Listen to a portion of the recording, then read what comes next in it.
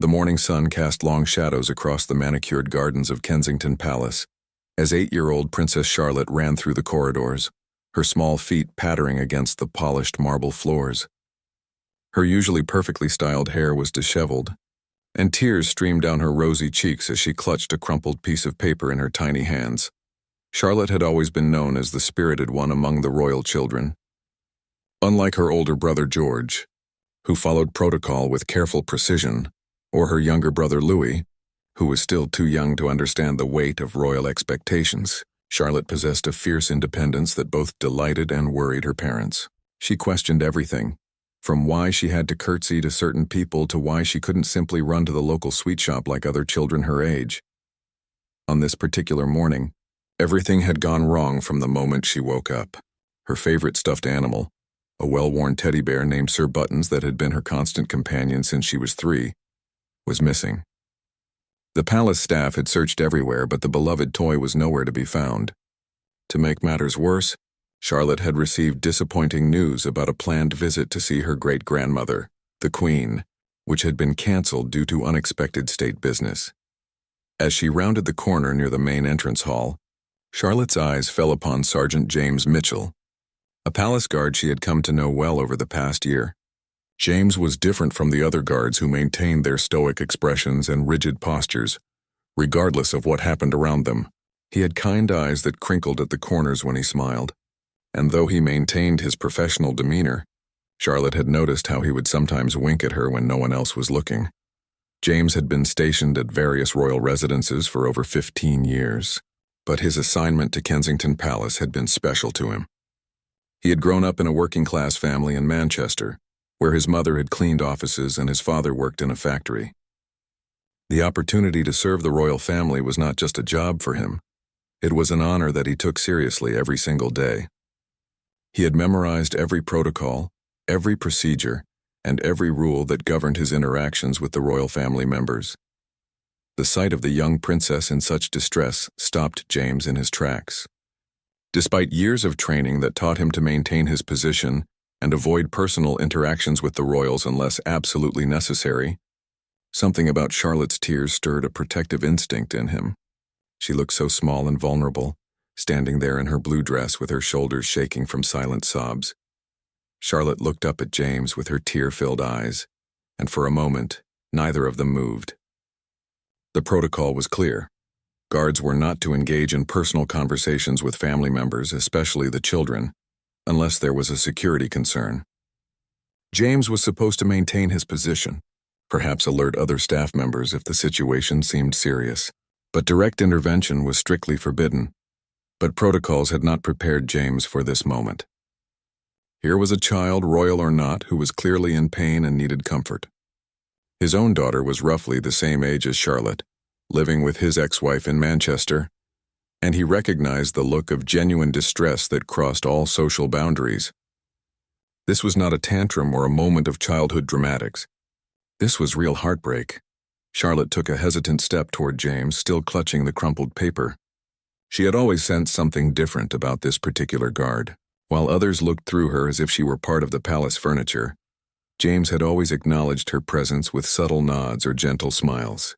There was warmth in his eyes that reminded her of her grandfather's gardener, back at Anmer Hall, who used to let her help plant flowers and never worried about her getting dirty. The morning light streaming through the tall windows illuminated the dust particles dancing in the air between them, creating an almost magical atmosphere that seemed to suspend the normal rules of palace life. For James, time seemed to slow down as he watched the young princess struggle with whatever was troubling her so deeply. James knew that other staff members could appear at any moment. The morning shift change was happening, and soon the corridors would be filled with maids, butlers, and other palace personnel going about their daily duties. If anyone saw him breaking protocol, especially with one of the royal children, his career could be over. He had worked too hard and come too far to risk everything on a moment of emotional impulse. Yet, as he looked at Charlotte's face, red and blotchy from crying, he found himself caring less about his career and more about the obvious pain of a child who needed help. The rules and regulations that had governed his life for 15 years suddenly seemed insignificant compared to the simple human need to comfort someone who was suffering. Charlotte, wiped her nose with the back of her hand, a gesture so completely normal and childlike that it reminded James once again that beneath the royal titles and the media attention, she was just a little girl dealing with little girl problems. The weight of her position, the constant scrutiny, and the endless expectations placed upon her even at such a young age had not stripped away her essential humanity. The palace around them continued its morning routine, oblivious to the small drama unfolding in the entrance hall. Somewhere in the distance, James could hear the familiar sounds of the day beginning. Doors opening and closing, muffled conversations, the gentle hum of activity that kept the royal household running smoothly. But in this moment, none of that mattered. James made a decision that would change both of their lives. Setting aside 15 years of rigid training and unwavering adherence to protocol, he took a small step forward and gently asked, "Your Royal Highness, is everything all right?" The words came out softly, filled with genuine concern rather than formal duty. Charlotte looked up at him with surprise and hope, not expecting this breach of the invisible wall that usually separated her from the palace staff. For the first time that morning, she felt like someone was actually seeing her as more than just a princess who needed to be managed and protected. Someone was seeing her as Charlotte, a little girl who needed help. Charlotte's eyes widened at James's question, and fresh tears began to flow down her cheeks. She had been holding back her emotions all morning, trying to be the proper princess everyone expected her to be. But James's kind voice broke through her carefully constructed composure. Without hesitation, she ran toward him, her small arms reaching out desperately for comfort. James felt his heart skip a beat as the young princess approached him. Every instinct told him to step back, to maintain the proper distance, to call for her nanny or another appropriate staff member. But the sight of her genuine distress overrode every rule he had ever learned. When Charlotte wrapped her small arms around his waist and buried her face against his uniform, James gently placed a protective hand on her back. "Sir Buttons is gone," Charlotte sobbed into James's jacket, her voice muffled but filled with heartbreak. "I can't find him anywhere, and nobody understands how important he is to me. They keep saying they'll get me a new teddy bear, but they don't understand that Sir Buttons isn't just any teddy bear." James listened carefully as Charlotte poured out her heart about her missing companion. She told him how Sir Buttons had been a gift from her late great-grandfather, Prince Philip, just months before he passed away. The teddy bear had become her connection to him, her source of comfort during difficult times, and her confidant for secrets she couldn't share with anyone else. "He's the only one who knows about my bad dreams," Charlotte continued, her voice barely above a whisper. "When I wake up scared in the middle of the night, I tell Sir Buttons all about it, and somehow I feel better. Last night I had the worst nightmare ever, and when I reached for him this morning, he wasn't there." James knelt down to Charlotte's eye level, a gesture that would have horrified his superiors if they had witnessed it. Palace guards were never supposed to kneel before anyone except during formal ceremonies, and certainly never in casual interaction with royal family members. But James was no longer thinking like a palace guard. He was thinking like a father, like a human being who recognized pain when he saw it.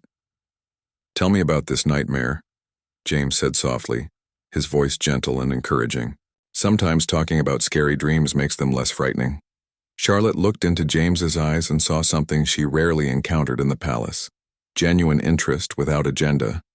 Most adults in her life listened to her because it was their job, because protocol demanded it, or because they hoped to gain favor with her parents. But James was listening simply because he cared about her as a person. "I dreamed that I was lost in a big dark forest," Charlotte began, her voice steadying as she shared her fear. "I was calling for Mummy and Papa, but they couldn't hear me. There were strange sounds all around me, and I kept running but couldn't find my way home. In the dream, I was holding Sir Buttons, and he was the only thing that made me feel safe. But when I woke up and reached for him, he wasn't there, and it felt like the nightmare was continuing." James understood more than Charlotte realized. His own daughter, Emma, often struggled with nightmares and anxiety, especially after his divorce when her world had been turned upside down. He recognized the signs of a child who was dealing with more stress than she could easily handle. The pressure of royal life, even for someone as young as Charlotte, was immense. "You know," James said thoughtfully, "when I was about your age, I had a special blanket that my grandmother made for me. It was blue and yellow and it had started to fall apart, but I couldn't sleep without it. One day my mum decided it was too ratty and threw it away while I was at school. Charlotte's eyes widened with sympathy. What did you do? I cried for 3 days straight, James admitted with a small smile. But my grandmother heard about what happened and she came over with needle and thread. We went through the rubbish bin together until we found my blanket, and then she taught me how to sew it back together. She told me that the things we love don't have to be perfect to be special. Do you think Sir Buttons might just be lost somewhere in the palace? Charlotte asked hopefully. Maybe he fell behind my bed or got mixed up with the laundry. James considered this possibility carefully. The palace was enormous, with countless rooms, corridors, and hidden spaces where a small teddy bear could easily disappear. The cleaning staff was thorough, but they also had to respect the privacy of the royal family's personal spaces, which meant some areas might not be searched as carefully as others. I think that's very possible, James replied. The palace is like a small city, with lots of places where Sir Buttons might be hiding. But I have an idea. I know some people who are very good at finding lost things. Charlotte's face lit up with the first genuine smile James had seen from her that morning. Really? Who? The night security team, James explained. They walk through every single room in the palace multiple times each night. They know every corner, every hiding spot, every place where something small might end up. If Sir Buttons is anywhere in this building, they would be the ones most likely to spot him. But wouldn't that be bothering them? Charlotte asked, showing the consideration for others that had been carefully instilled in her from an early age. I don't want to cause trouble for people just because I lost my teddy bear. James was struck by her thoughtfulness. Here was a child who, despite her obvious distress, was still concerned about inconveniencing others. It reminded him of why he had chosen to serve the royal family in the first place. Beneath all the ceremony and protocol, they were people who genuinely cared about those around them. Charlotte, James said, using her name without the formal title for the first time. The people who work in this palace care about you and your family. Helping you find something that's important to you isn't trouble. It's what we're here for. As they talked, James noticed that Charlotte had stopped crying and was standing straighter. The crumpled paper she had been holding was smoothing out in her hand, and he could see that it was a drawing she had made of herself and Sir Buttons having a tea party. The artistic details were impressive for an 8-year-old, showing a level of care and attention that spoke to how much the teddy bear meant to her. You're a very good artist, James observed, nodding toward the drawing. Charlotte blushed with pride. I was going to show it to Sir Buttons this morning and tell him about the tea party we were going to have this afternoon. I had it all planned out. James realized that this wasn't just about a lost toy.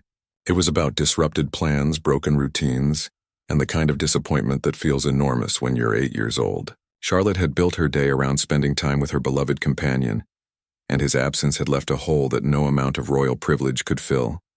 James looked at his watch and realized that his shift supervisor would be making rounds soon. If he were caught in this extended conversation with Princess Charlotte, there would be serious consequences.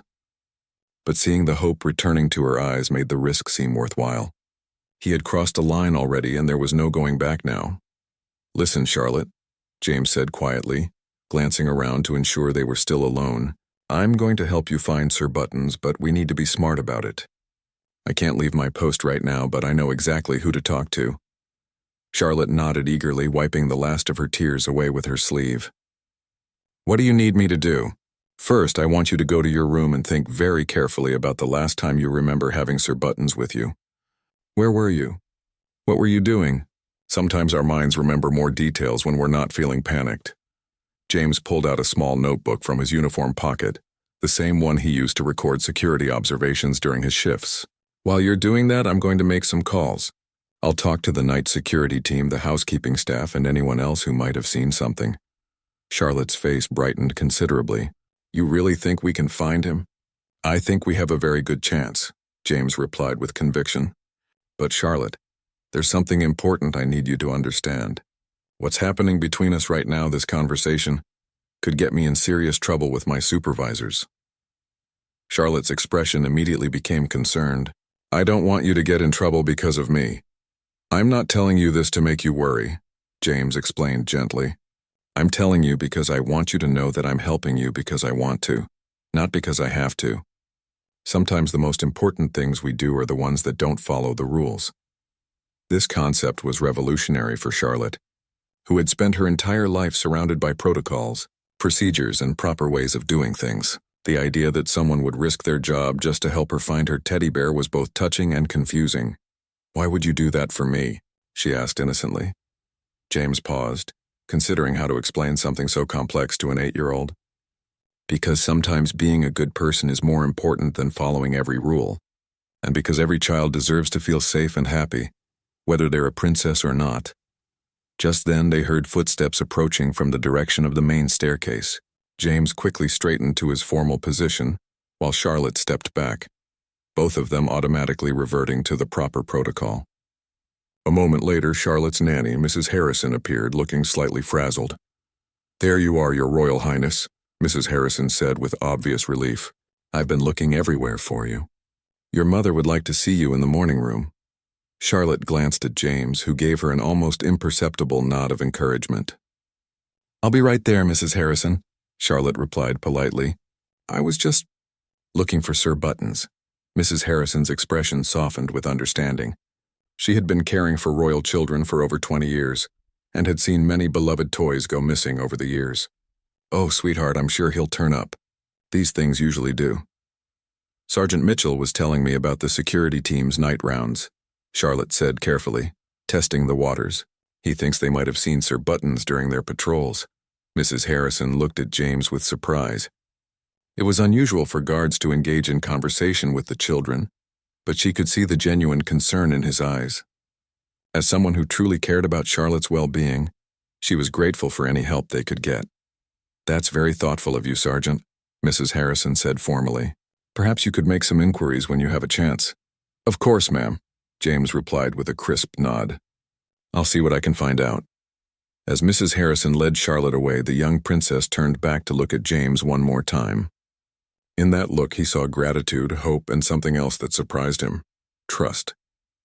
This little girl, who had every reason to be wary of adults and their motives, had chosen to trust him with something precious to her. After they disappeared around the corner, James remained at his post, but his mind was racing.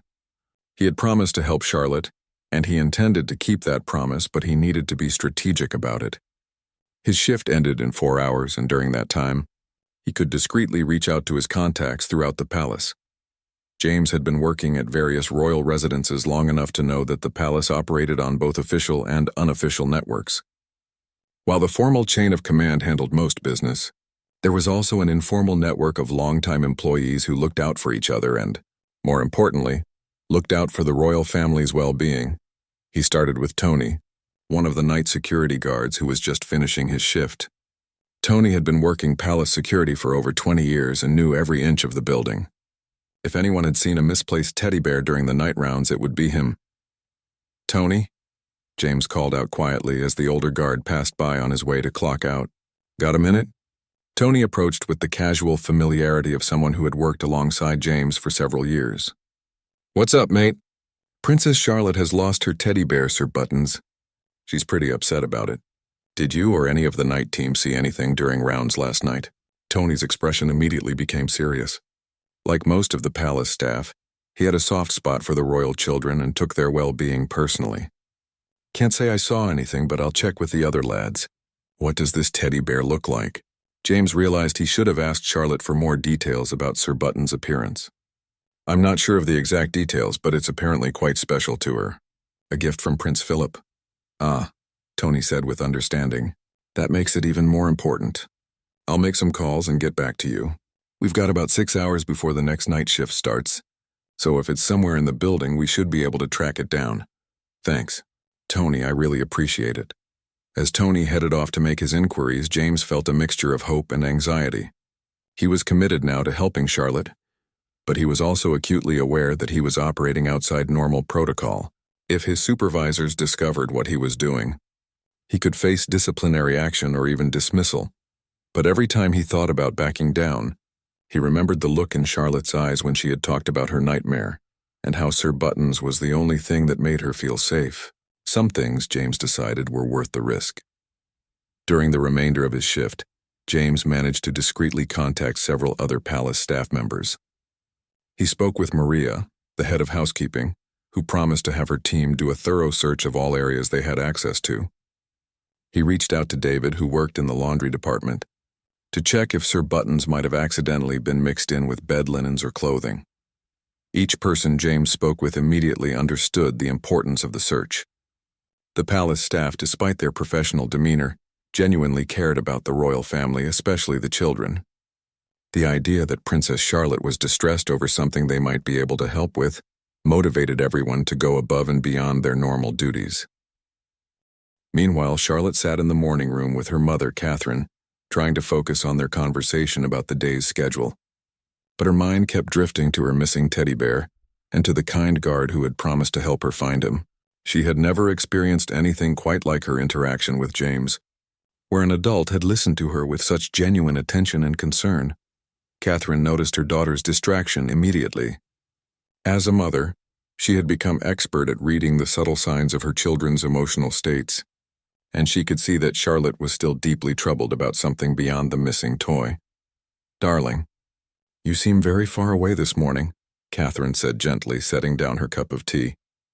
"I know you're upset about Sir Buttons, but is there something else bothering you?" Charlotte looked at her mother's caring face and felt the urge to tell her about her encounter with James, but something held her back. She wasn't entirely sure why James had said their conversation could get him in trouble, but she instinctively understood that she needed to protect him somehow. "I just really miss Sir Buttons," Charlotte said, which was true even if it wasn't the complete truth. "He's been with me every night since great-grandpapa gave him to me. I don't know how to sleep without him." Catherine's heart ached for her daughter. She remembered her own childhood comfort objects and how devastating it had felt when they were lost or damaged. But she also knew that part of growing up was learning to cope with disappointment and loss. "Even when it came to beloved possessions, I understand, sweetheart," Catherine said, moving to sit closer to Charlotte on the small sofa. "Sir Buttons is very special because he came from great-grandpapa Philip. But you know what? The love that great-grandpapa had for you doesn't live in Sir Buttons. It lives in here." She gently placed her hand over Charlotte's heart. Charlotte nodded, understanding the sentiment but still feeling the ache of loss. "I know that, Mummy. But Sir Buttons helps me remember the stories great-grandpapa used to tell me. When I hold him, I can almost hear great-grandpapa's voice again." Catherine was struck by her daughter's emotional maturity. At only 8 years old, Charlotte was grappling with concepts of memory, loss, and connection that many adults struggled to understand. It reminded Catherine of how much pressure her children faced, even in their private moments, to process experiences that were far beyond their years. "What if we made a special book together?" Catherine suggested. "We could write down all the stories that great-grandpapa told you along with some pictures. That way, you'll always have those memories even if Sir Buttons doesn't turn up." Charlotte considered this idea carefully. "That's a nice idea, Mummy. But could we still look for Sir Buttons too? I'm not ready to give up on him yet." "Of course we can," Catherine assured her. "Mrs. Harrison has already organized a search of your room and the nearby areas. I'm sure if Sir Buttons is somewhere in the palace, we'll find him." What Catherine didn't know was that at that very moment, a much more extensive search was already underway, coordinated by a palace guard who had chosen to break protocol out of compassion for her daughter. Back at his post, James received his first update from Tony. The night security team had reviewed their patrol logs and checked all the common areas where a teddy bear might have been dropped or left behind. So far, they had found nothing, but they weren't giving up. "We're going to expand the search to areas that aren't part of the regular patrol route," Tony reported. "Storage rooms, utility closets, places where someone might have moved something temporarily and forgotten about it." James felt both grateful and anxious. The more people who became involved in the search, the greater the chance that word would reach his supervisors about his unauthorized involvement. But he also knew that finding Sir Buttons would require this kind of coordinated effort. His next update came from Maria in housekeeping. "We've checked all the areas we cleaned yesterday, including the family's private quarters," she reported. "No sign of the teddy bear, but we did find this under Princess Charlotte's bed." She handed James a small, hand-drawn picture of a teddy bear having tea with a little girl. James recognized it as similar to the drawing Charlotte had been holding that morning. It seemed that Sir Buttons was a frequent subject of Charlotte's artwork, which spoke to how important the toy was in her daily life. "Maria, can you think of any places where a teddy bear might end up that wouldn't be part of the regular cleaning routine?" James asked. Maria considered this carefully. Well, there are the storage areas in the basement where seasonal decorations are kept. And there's the old nursery wing that's been closed off for renovations. If someone was carrying the teddy bear through those areas, it could have been dropped and might not be found for weeks. James felt a spark of hope. Would it be possible to check those areas? I'll need to get keys from the facilities manager, Maria replied. But yes, I think we can arrange that. Give me an hour or two. As the morning progressed, James continued to coordinate the search while maintaining his guard duties. He was walking a delicate balance, trying to fulfill his promise to Charlotte without completely abandoning his professional responsibilities. Around midday, he received an unexpected visitor. Charlotte appeared in the corridor, accompanied by Mrs. Harrison, but she managed to catch James's eye and give him a subtle, questioning look. James responded with an almost imperceptible shake of his head, indicating that there was no news yet. Charlotte's face fell slightly, but she also seemed to understand that the search was ongoing. As she passed by with her nanny, she whispered, "Thank you for trying." Those 4 words hit James harder than he expected. This little girl was thanking him for something that most people would consider a basic act of human kindness. It made him realize how isolated she must feel, how rare it must be for someone to go out of their way to help her with something that mattered to her personally, rather than something related to her royal duties. The afternoon brought both hope and frustration. David from the laundry department had found a small piece of brown fabric that might have come from a teddy bear, but it was too damaged to be certain. The facilities team had checked several storage areas without success. Tony's night security colleagues had even reviewed security camera footage from the previous evening, looking for any sign of Sir Buttons being carried through the corridors. As James's shift neared its end, he began to worry that they might not find the beloved toy. He had raised Charlotte's hopes, and the thought of disappointing her felt almost unbearable. But just as he was preparing to leave for the day, his radio crackled with an urgent message. "James, this is Maria from housekeeping. I think we found something in the old nursery wing. Can you come down here when you're off duty?" James's heart began to race. "I'll be right there," he replied, hoping that after hours of searching, they had finally found Sir Buttons. As he made his way to the basement level of the palace, James reflected on how this day had changed him. He had started his shift as a guard focused solely on following protocol and maintaining security. But his encounter with Charlotte had reminded him of why he had wanted to serve the royal family in the first place, not just to protect them from external threats, but to contribute to their well-being and happiness. The old nursery wing was dusty and filled with covered furniture and stored belongings from years past. Maria was waiting for him with a flashlight, and her expression suggested that the news might be good. "We found him in the most unlikely place," Maria said with a smile. "Follow me." Maria led James through the dimly lit corridors of the old nursery wing, their footsteps echoing softly against the stone floors. The air smelled of old wood and memories, filled with the ghostly presence of royal children from generations past who had once played in these very rooms. "We almost missed him completely," Maria explained as they walked. "One of my girls was doing a routine check for water damage in the storage room when she heard something rustling. At first we thought it might be mice, but when we moved some of the old boxes, they stopped in front of a heavy wooden door that creaked as Maria pushed it open. Inside, the room was filled with carefully stored items, old furniture covered in white sheets, boxes of Christmas decorations, and various household items that had been moved down here during recent renovations. There, Maria pointed to a corner where several boxes had been moved aside, between that old rocking horse and the wall. James followed her flashlight beam, and there, wedged in a narrow space behind some displaced furniture, was a small brown teddy bear with a red bow tie. Even in the dim light, James could see that this was no ordinary toy. Sir Buttons had the well-loved appearance of a cherished companion, with slightly matted fur and one ear that was noticeably more worn than the other. How on earth did he end up down here? James wondered aloud as he carefully retrieved the teddy bear. "That's the interesting part," Maria replied. "I asked around, and apparently there was some furniture being moved out of the nursery upstairs yesterday for the renovation work. One of the maintenance crew thinks Sir Buttons might have been sitting on a chair or dresser that got relocated down here. In all the confusion of moving heavy furniture, no one noticed a small teddy bear had come along for the ride." James held Sir Buttons carefully, examining him for any damage. Aside from being a bit dusty, the beloved toy appeared to be in perfect condition. He could see why Charlotte was so attached to him.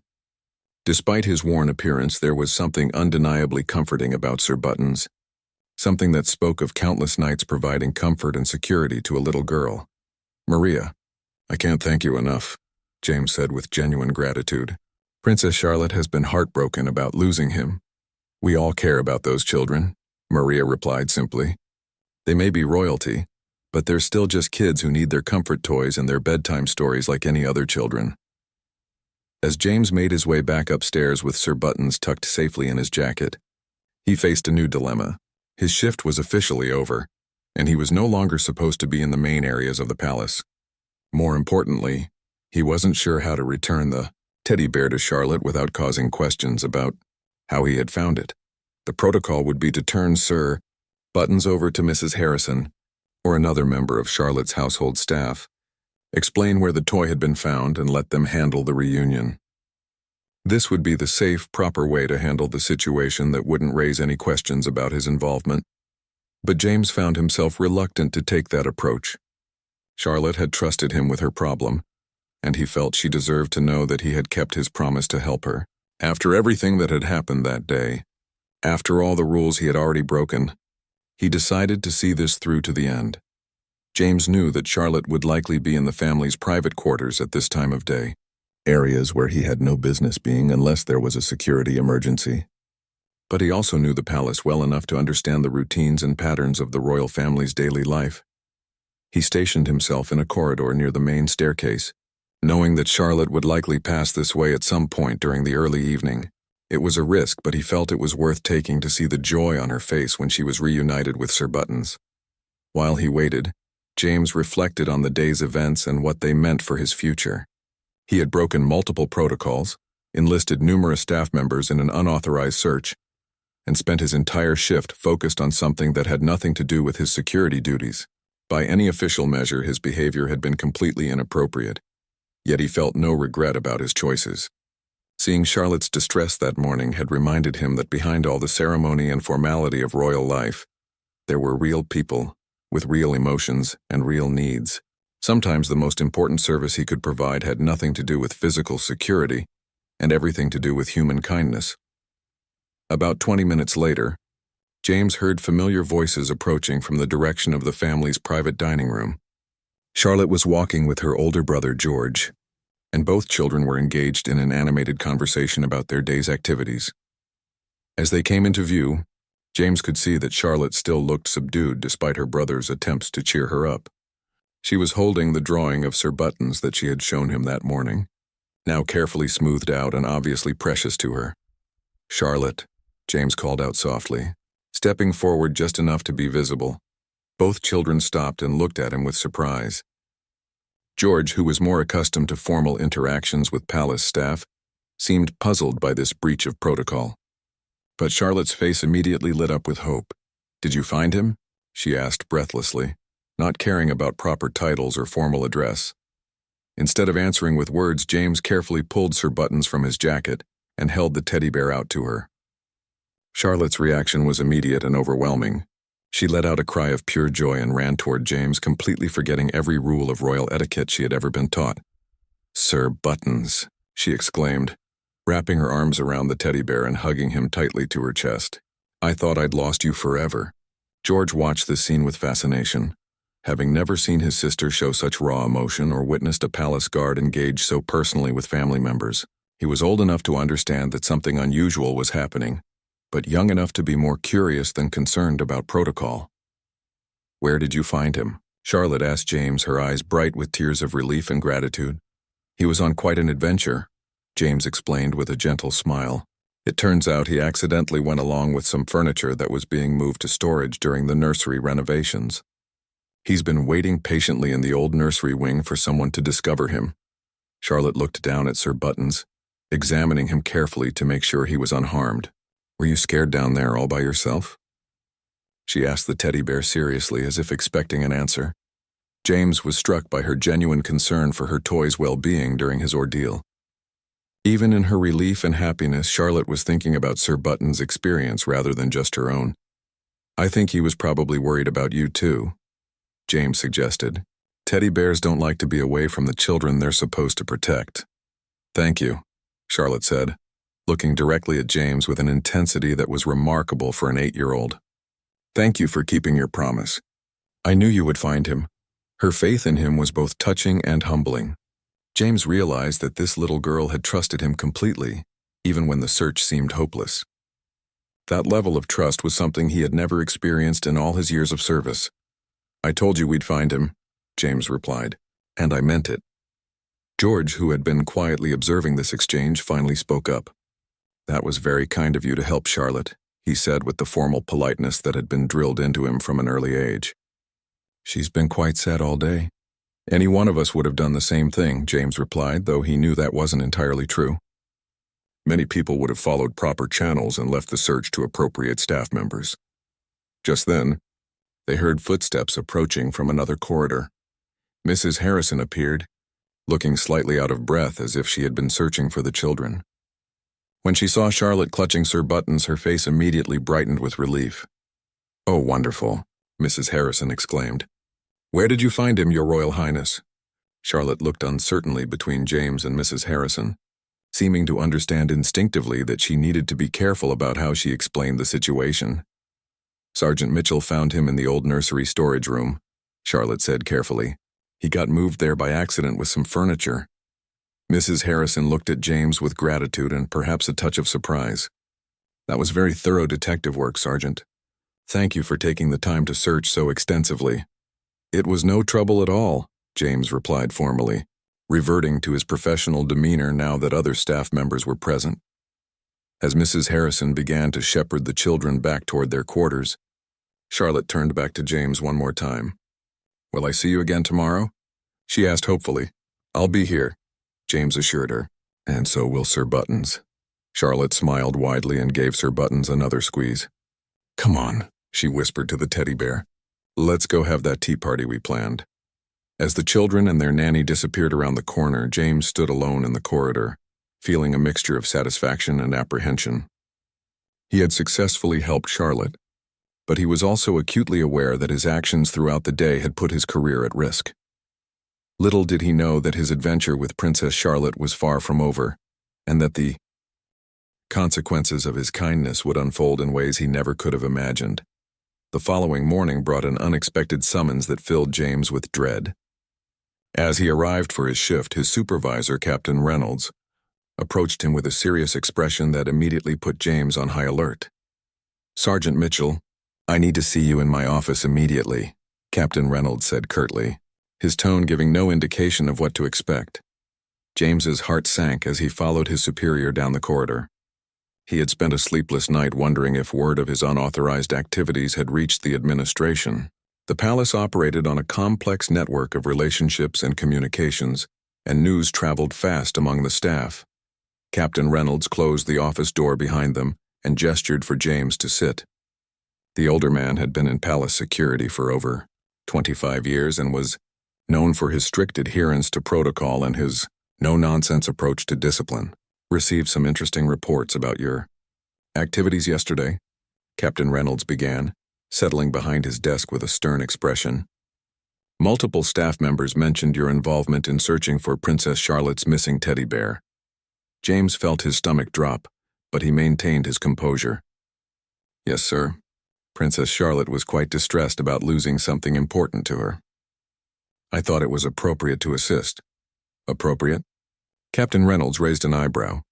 "Sergeant, you engaged in personal conversation with a member of the royal family, enlisted multiple departments in an unauthorized search operation, and spent your entire shift focused on something completely outside your job description."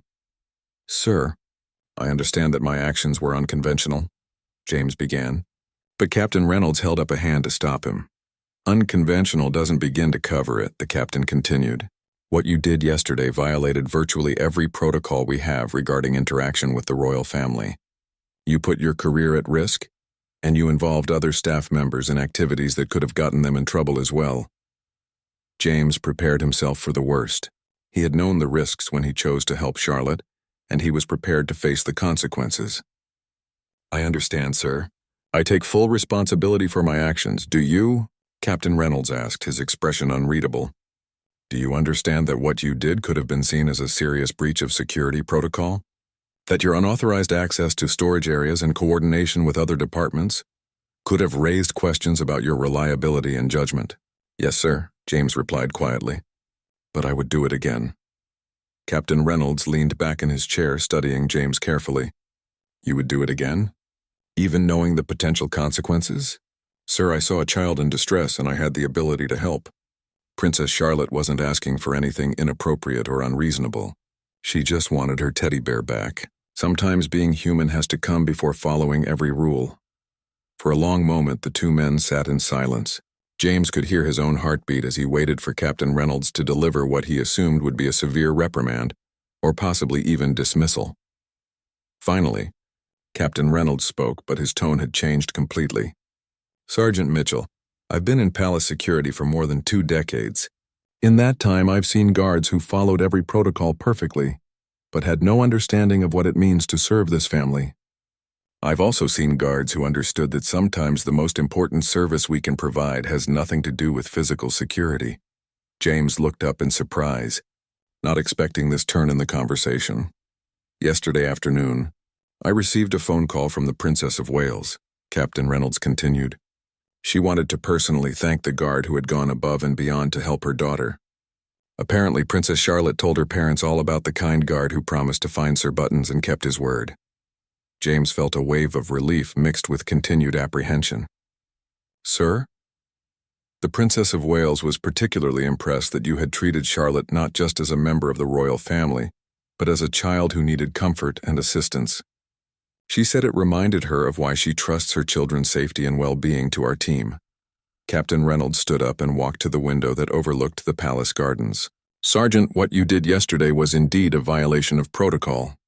But it was also exactly the kind of service that this family needs and deserves. The royal children live in a world full of formality and distance from most adults.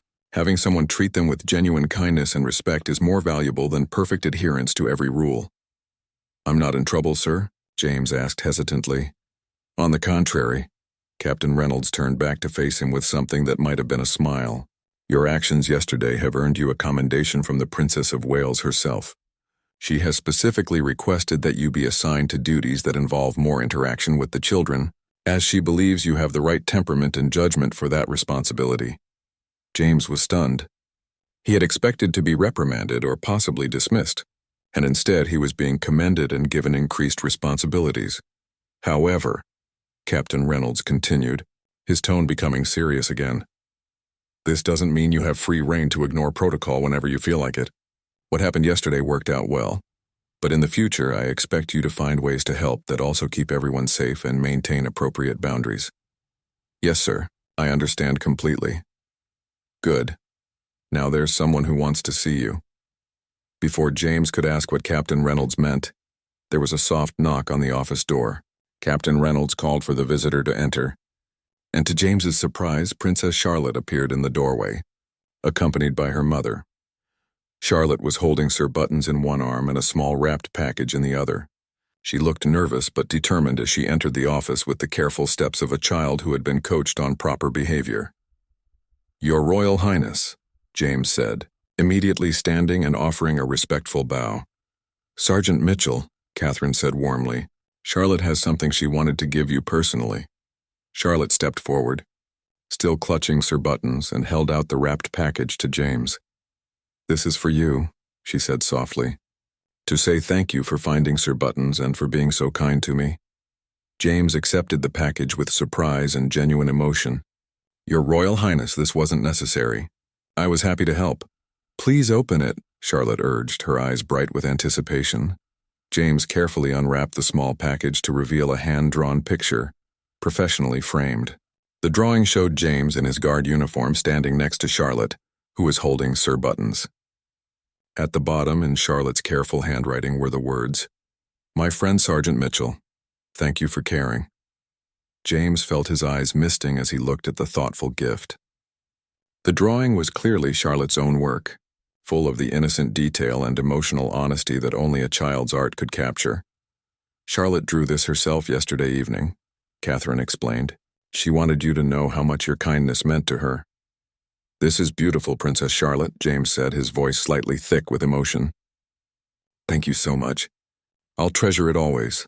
Charlotte beamed with pride and happiness. "Sir Buttons wanted me to draw it. He says you're a hero for rescuing him from the dark storage room." James knelt down to Charlotte's level just as he had the day before.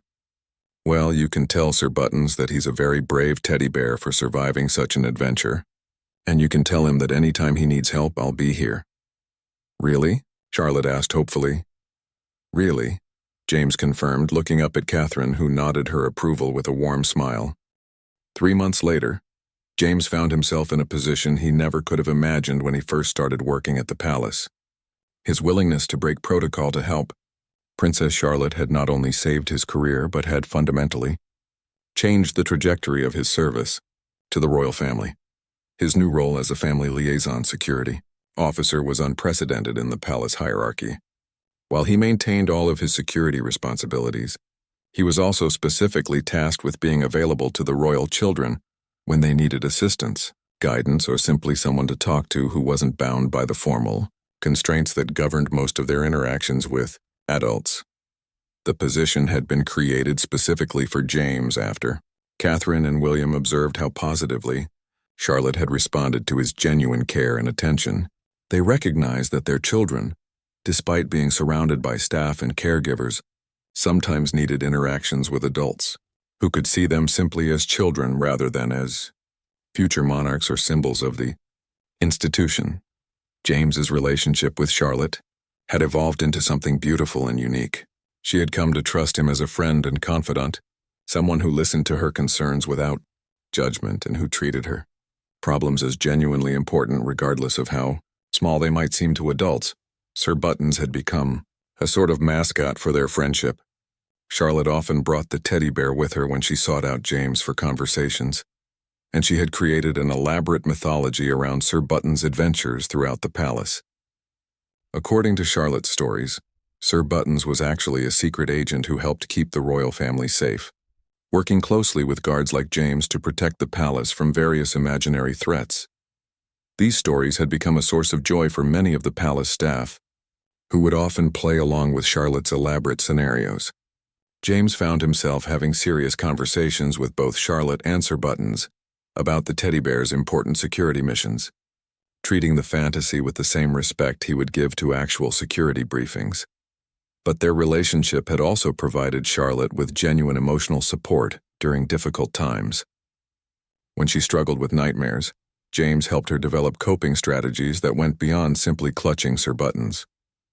When she faced disappointments or frustrations related to her royal duties, James offered perspective that helped her understand both her responsibilities and her right to normal childhood experiences.